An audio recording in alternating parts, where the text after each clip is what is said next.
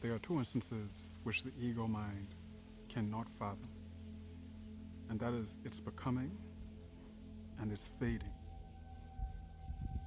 As I said in the previous video, as it relates to the memory or remembering our conception, the mind could not fathom its conception. It did not experience the idea of conception, the becoming of itself. Equally, the mind will never know its fading of its perception, its death. Although the becoming occurred in darkness, the aspect of becoming is no respecter of darkness, neither light. People tend to attribute death as similar to sleep. They are not the same.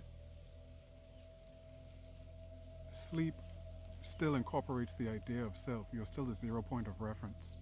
Sleep itself is more similar to the idea of living or being alive, because whether you are awake or you are asleep in dreamscape, you still have the idea of self. The aspect of becoming and the aspect of fading, the conception and the fading away of perception, does not involve the ego. The aspect of death and conception is not ego-centric. It is not ego-dependent. Being alive and sleeping or dreaming, these are ego-dependent. So like I said, when people tell me that when they died, they saw this and they saw that, they are still clinging to the idea of ego, which tells me that their ego mind was still intact. I don't care if clinical instruments didn't pick up their heartbeats. Their synapses were still going off in their brains. Their idea of self, their ego mind was still intact. It's just to the fact that we have very little experience with our bodies and with this planet. So when we encounter something that we cannot explain, we then pivot directly to the fantastical. But I assure you, the aspect of death is no different to that of your conception or the becoming of the ego mind. These are two sides of the same coin, because the ego mind cannot fathom the aspect of becoming. Similarly, it cannot fathom the aspect of its fading, the fading away of perception. You will not see death coming. Your mind will not encounter the experience of so-called death. It will not compute the fading as an instance of death. It will not even compute the instance of fading, just like the ego didn't compute the instance of the becoming. The ego mind occurs in the light. The ego mind is the throne of the self. This is how you build the self. You, the 0 point of reference, the idea of the external brain, whether touch, smell, taste, sight, hearing, feeling, this is the ego mind. And the ego mind builds itself through relation, through relative experiences. I am not this, I am that, I like this, I don't like that, I feel in love, I feel hate. This builds progressively the idea of self.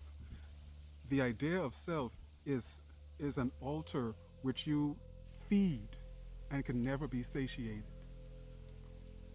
Your ego mind is directly connected to the idea of survival.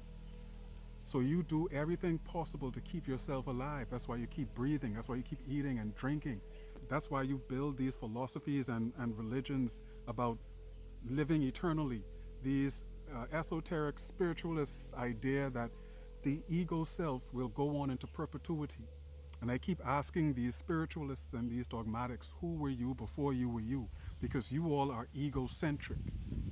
You all are fixated on the idea of ego. You think that this ego is the eternal.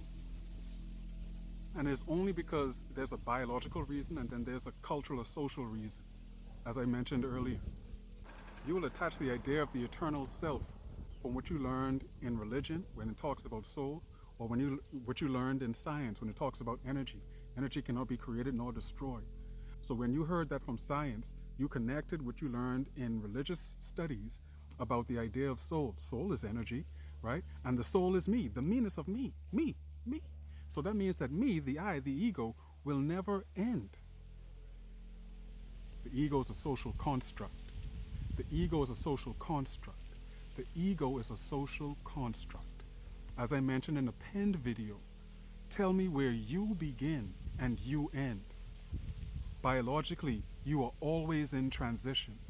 Your idea of self, which is a composite, is in, as perceived, is in constant transition. But if we attribute the idea of soul, where is the soul?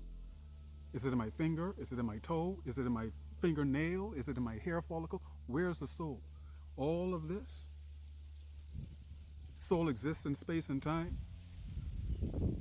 Why is soul separate from? What makes a soul unique? Why does it have to be unique? What makes a drop of water from the ocean different from another drop of water from the ocean, as perceived? The ego is illusory. There was no before you. There will be no after you. Just the same. There is no now of you. We believe it to be so, therefore it is reality. But the mind, the ego mind, cannot fathom your becoming, nor can it fathom the fading. Both two sides of the same coin. For your becoming, at your conception, you have no memory. And for the fading of your perception, you will never know. The in-between never was. This is life. The I am never was.